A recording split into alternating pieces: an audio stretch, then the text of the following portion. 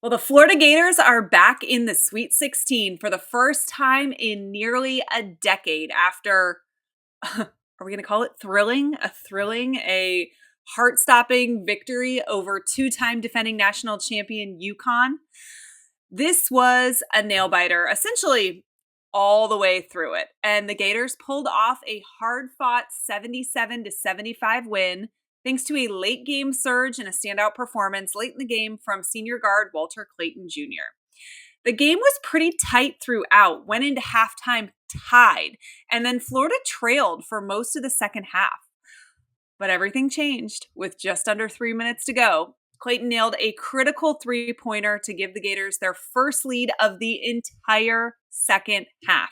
Seconds later, Will Richard, who really played well this entire game, capitalized on a fast break to push the lead to 64-61. UConn wasn't done yet, though. Solo Ball hit a deep three to tie the game at 64. That is when the Gators took over. Alex Condon made a free throw to nudge the Gators ahead, and Clayton kept the momentum going with two clutch free throws.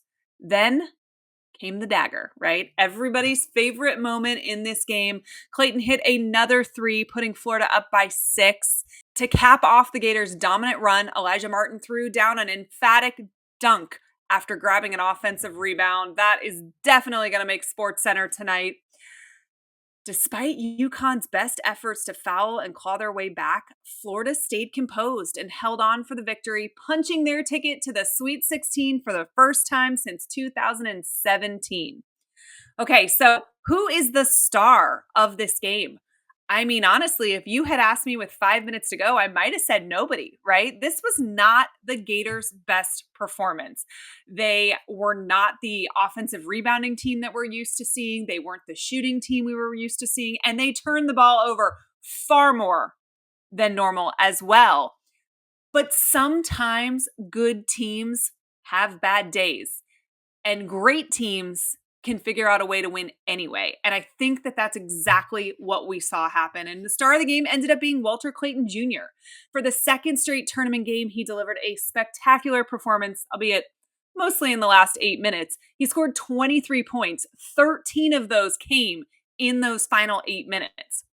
His sharpshooting from beyond the arc, he was 5 of 8 three-pointers. That was the difference maker that Florida needed.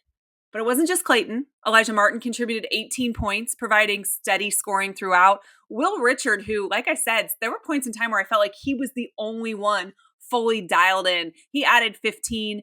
And, the Gators shook off that slow start to the second half when it mattered. And statistically, they were just more efficient. The Gators shot 46% from the field compared to UConn's 38%. From three-point range, the Gators connected on 9 of 19 attempts, while the Huskies struggled, hitting just 8 of 29.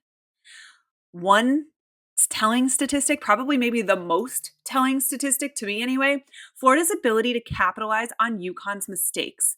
Despite committing more turnovers, which Florida uncharacteristically turned the ball over today, but 12 times compared to UConn's 6, the Gators still outscored the Huskies 10-4 in points off of turnovers. In the first half, UConn failed to score a single point off of Florida's 8 first half turnovers. That was like the wild stat of the first half to me.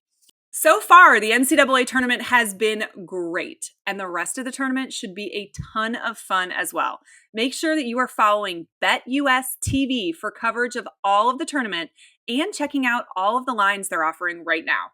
We appreciate BetUS TV for all of their support.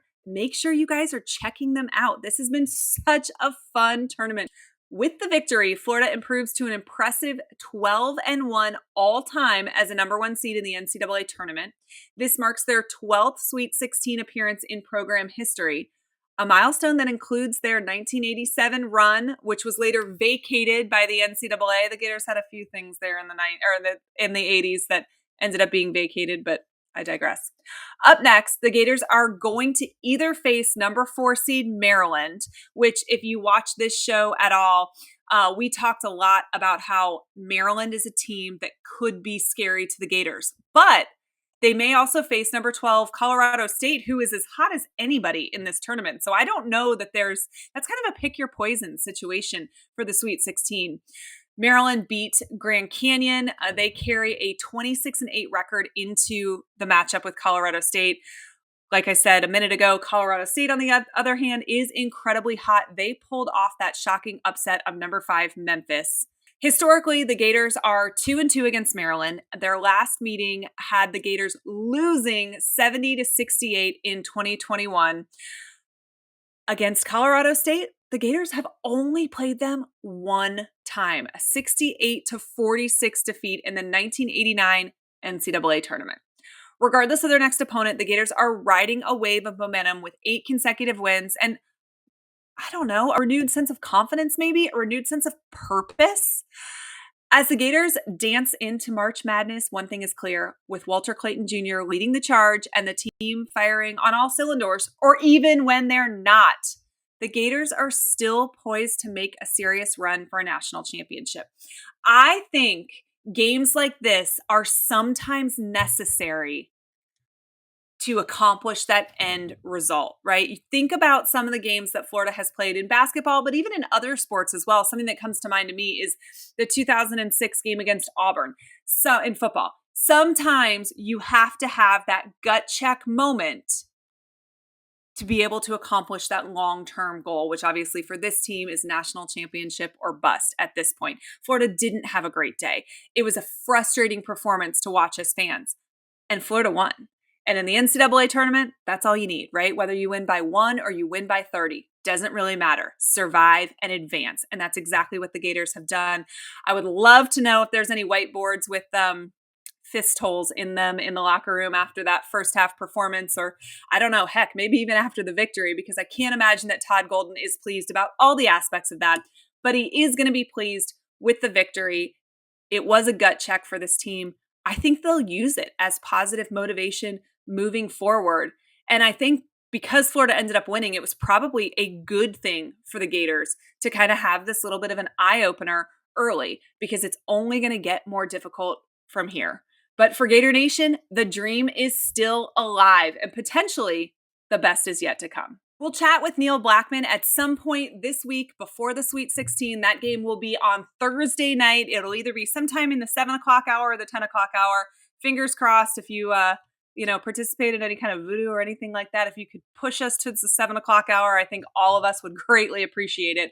But make sure you're locked in with the channel. We'll talk to Neil.